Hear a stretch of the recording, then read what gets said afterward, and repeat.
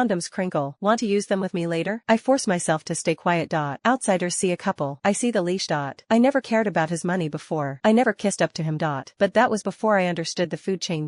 My mom's high-paying job? She scrubs floors for his parents. If I piss him off, my mom gets fired. It's that simple. So I swallow the toxic jealousy. I play the role of the obedient girlfriend. I trade my dignity for my mother's paycheck. Chapter 1. Just before college applications were due, I went to a house party with my friend Naomi to blow off steam. Bad luck. I ran right into Cole.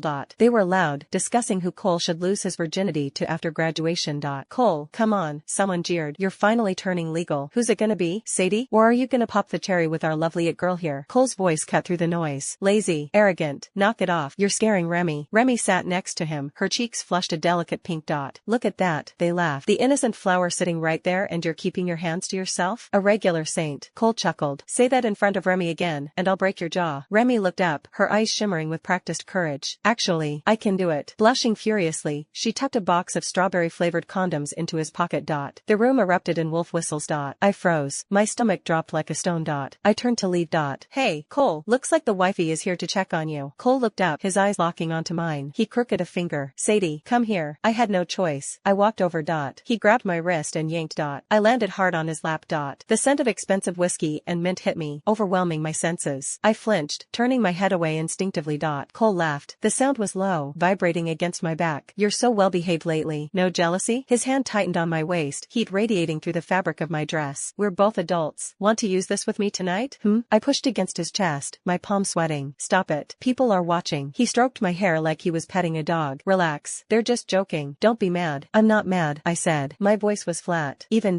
Cole's smirk faltered. Come on. Don't be stubborn. I know you, Sadie. I know exactly what you're thinking. He continued. Don't take it out on Remi. She heard we almost broke up and said if you weren't cool with her, she'd back off. She just wants us to be happy. There's nothing going on between us. I smiled. It didn't reach my eyes. I believe you. Don't worry. I didn't come over here for that. Cole paused, his brow furrowing. Then why are you here? Weren't you checking up on me? I looked him dead in the eye. Since when do you like me checking up on you? Relax. I'm just here to grab a drink with my friends. I'm leaving now. Naomi is waiting for me. I gotta go. Chapter 2. I tried to stand up. Cole's hand shot out, his fingers locking around my wrist. Hard. Wait. He pursed his lips, his dark eyes boring into mine. Applications are due soon. Put down USC. With me. He tightened his grip just for a second before letting go. We're staying together in college. Walking away from him, my back was damp with cold sweat. I replayed my reaction in my head over and over. Did I smile enough? Was I obedient enough? Did I annoy him? I knew the reality. One word from this entitled prince, and my mom would be fired. That night, I stared at the college application portal. The cursor blinked, mocking me. With my grades, I could get into Stanford, one of the best schools in the country. USC was where Remi wanted to go.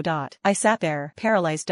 If I went behind Cole's back, if I secretly applied to Stanford, what would he do when he found out? Cole and I started dating sophomore year. He was the school legend, the king, handsome, top grades, old money. Love letters filled his locker every day. I was nobody, just a girl with her nose in a book covered in graphite smudges. Aside from my grades, I was invisible. We were worlds apart, but back then, he made me feel safe. He knew I suffered from low blood sugar. His pockets were always stuffed with fruit candy, just for me. He installed a custom seat on the back of his expensive motorcycle, just so he could ride me home. I came from a single-parent home. My mom had an elementary school education. For years, she scrubbed dishes in restaurants until her hands were wrinkled and raw, earning pennies. Cole knew I was poor. He tried to give me money, constantly. I never took a cent, because I really loved him. I thought that by refusing his money, I was buying equality. I thought we were standing on the same level. Then, the miracle happened. Shortly after we started dating, my mom landed a dream job. Our financial situation flipped overnight. Mom said she was lucky. Her employer was kind. Families like that usually demand degrees, but they made an exception for her. Full benefits, flexible time off, triple her old salary.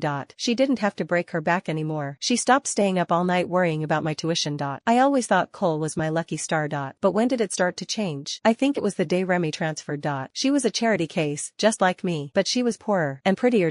Long, silky hair, skin like fine porcelain, a soft voice with a southern lilt that made her sound fragile. Day 1, she was crowned the school's new it girl. Day 1, she was called on to read an English passage. The teacher mocked her southern drawl. Remi slumped on her desk and cried for an hour. Half the class surrounded her, comforting her, including Cole. He stared at her for a long time. After that, he started helping her. Little things. Remi would blush, stammering her thanks, looking at him like he was a god. And slowly, they got closer.